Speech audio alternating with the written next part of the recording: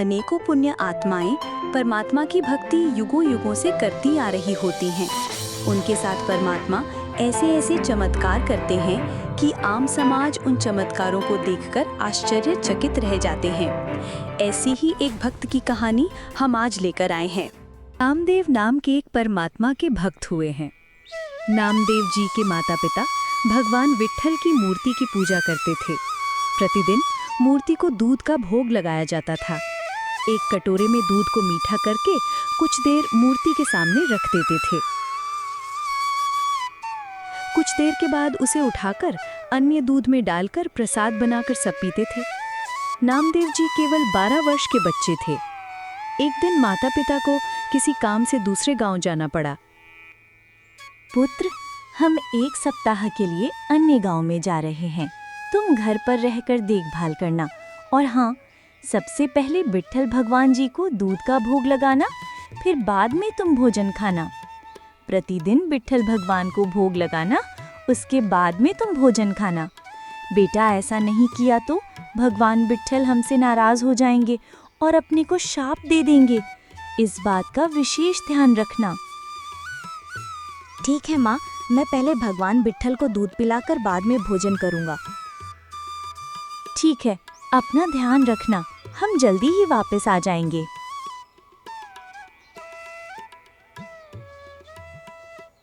नामदेव जी ने सुबह उठकर स्नान करके स्वच्छ वस्त्र पहनकर दूध का कटोरा भरकर भगवान की मूर्ति के सामने रख दिया।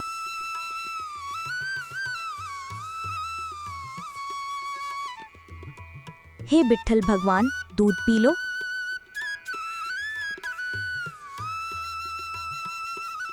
हे भगवान, आप दूध पी लो।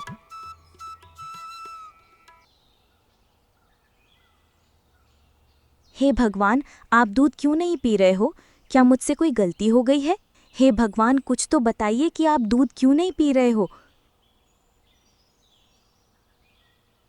हे भगवान, अब तो बहुत देर हो गई है, अब तो दूध पी लो, मुझे भी बहुत जोर से भूख लगी है। पहले आप दूध पी लो, उसके बाद में मैं भी भोजन कर लूँगा। माँ ने कहा था पहले विट्ठल भगवान को दूध का भोग लगाना, उसके बाद ही तुम भोजन खाना। इसलिए हे भगवान, आप दूध पी लो। नामदेव जी दिन भर मूर्ति से दूध पीने की प्रार्थना करते रहे, परंतु मूर्ति ने दूध नहीं पिया। नामदेव जी ने भी उस दिन भोजन नहीं खाया। अगले दिन सुबह फिर से नामदेव जी ने दूध का कटोरा भरकर मूर्ति के सामने रखकर प्रार्थना की। हे विट्ठल भगवान, आज तो दूध पी लो। हे भगवान, कल भी आपने दूध नहीं पिया था, आज तो दूध पी लो।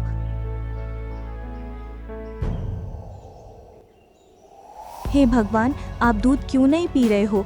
अगर मुझसे कुछ गलती हो गई है तो मुझे माफ कर दो और दूध पी लो। यदि आप दूध नहीं पियोगे तो मैं भी भोजन कैसे करूँगा? माँ ने कहा था पहले विट्ठल भगवान को दूध का भोग लगाना, उसके बाद ही तुम भोजन खाना। हे भगवान, आज तो दूध पी लो। दूसरे दिन भी नामदेव जी दिन भर मूर्ति से दूध पीने की प्रार्थना करते रहे, लेकिन मूर्ति ने दूध नहीं पिया। नामदेव जी भी भूख से बेहाल हो गए थे। उस दिन भी नामदेव जी ने भोजन नहीं खाया। इसी तरह 3 दिन बीत गए। नामदेव जी प्रतिदिन इसी प्रकार दूध का कटोरा मूर्ति के आगे रखते और विनती करते, परंतु मूर्ति ने दूध नहीं पिया। नामदेव जी को ये पता नहीं था कि माता पिता कुछ देर दूध रखकर उस दूध से भरे कटोरे को उठाकर अन्य दूध में डालते थे। वो तो यही मानते थे कि विट्ठल जी भगवान प्रतिदिन दूध पीते हैं। चौथे दिन भी भूख से बेहाल बालक ने दूध का कटोरा मूर्ति के सामने रख दिया और कमजोरी के कारण चक्कर खा के गिर पड़े।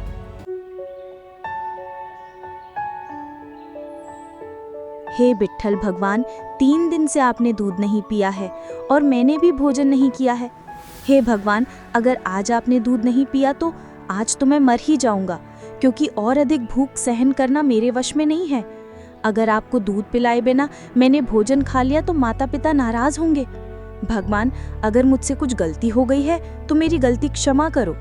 मुझसे अवश्य कोई गलती हुई है जिस कारण से आप दूध नहीं पी रहे। माता पिताजी से तो आप प्रतिदिन भोग लगाते थे। उसी समय मूर्ति के हाथ आगे बढ़े और हाथों से दूध का कटोरा उठाकर सारा दूध पी लिया। नामदेव जी की खुशी का कोई ठिकाना नहीं था। उसके बाद नामदेव जी ने स्वयं भी भोजन खाया और दूध पिया। फिर तो विट्ठल भगवान जी दूध पीने लगे। कुछ दिन बाद नामदेव के माता पिता घर आ गए। घर आते ही सर्वप्रथम पूछा, बेटा, क्या तुमने विट्ठल जी को दूध का भोग लगाया था? माँ, भगवान ने 3 दिन तो दूध नहीं पिया। मेरे से पता नहीं क्या गलती हुई थी। और माँ, तीनों दिन मैंने भी भोजन नहीं खाया। चौथे दिन भगवान ने मेरी गलती क्षमा की। तब सुबह दूध पिया, उसके बाद मैंने भी भोजन खाया और दूध पिया। सच सच बता बेटा, नहीं तो तुझे पाप लगेगा। क्या विट्ठल भगवान जी ने वास्तव में दूध पिया? माँ, मैं सत्य कह रहा हूँ। भगवान ने अपने हाथों से कटोरा उठाकर दूध पिया। पिताजी, आप मेरी बात का यकीन करिए। माता पिता को लगा कि बालक झूठ बोल रहा है, इसीलिए कह रहा है कि चौथे दिन दूध पिया। मूर्ति दूध कैसे पी सकती है? माता पिता ने कहा, अच्छा पुत्र, कल सुबह हमारे सामने दूध पिलाना। अगले दिन नामदेव जी ने विट्ठल भगवान की मूर्ति के सामने दूध का कटोरा रखा। उसी समय मूर्ति के हाथ आगे आए, कटोरा उठाया और सारा दूध पी लिया। अरे, ये तो चमत्कार हो गया। देखा तुमने, विट्ठल भगवान ने अपने हाथों से दूध पी लिया। हाँ, मैंने देखा, सचमुच भगवान ने अपने हाथों से दूध पिया। ये सब विट्ठल भगवान की कृपा है हमारे ऊपर। माता पिता तो खुशी से पागल से हो गए। गली में जाकर कहने लगे कि नामदेव ने विट्ठल भगवान की मूर्ति को सचमुच दूध पिला दिया। हमारे पुत्र नामदेव ने विट्ठल भगवान की मूर्ति को सचमुच दूध पिला दिया। जैसे ही मूर्ति के आगे दूध का कटोरा रखा, भगवान विट्ठल ने अपने हाथों से कटोरा उठाकर पूरा दूध पी लिया। अरे भैया, ये तो चमत्कार हो गया। ये बात सारे गांव में आग की तरह फैल गई, परंतु किसी को विश्वास नहीं हो रहा था। ये बात गांव के मुखिया के पास पहुंच गई। मुखिया जी, हमने सुना है कि नामदेव ने विट्ठल भगवान की मूर्ति को दूध पिला दिया। ये तुम क्या कह रहे हो? एक पत्थर की मूर्ति कैसे दूध पी सकती है?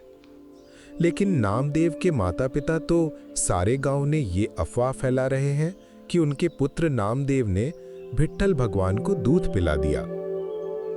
इस बात का फैसला कल पंचायत में होगा। जाओ, उससे बोल दो कि कल उसको पंचायत में बुलाया है। कल सुबह गांव में पंचायत होगी। मुखिया जी ने तुमको कल पंचायत में बुलाया है। ठीक है भाई, कल हम पंचायत में आ जाएंगे।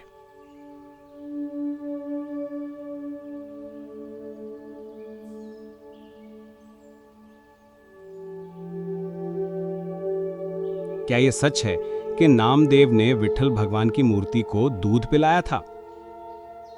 हाँ मुखिया जी, सच में। हमारे पुत्र नामदेव ने विट्ठल भगवान की मूर्ति को सचमुच दूध पिला दिया। जैसे ही मूर्ति के आगे दूध का कटोरा रखा, भगवान विट्ठल ने अपने हाथों से कटोरा उठाकर पूरा दूध पी लिया।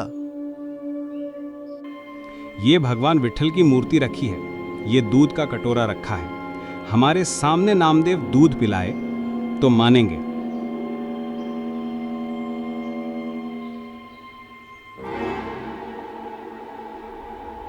नामदेव जी ने कटोरा उठाया और भगवान विट्ठल जी की मूर्ति के सामने किया। उसी समय कटोरा विट्ठल जी ने हाथों में पकड़ा और पूरा दूध पी गए।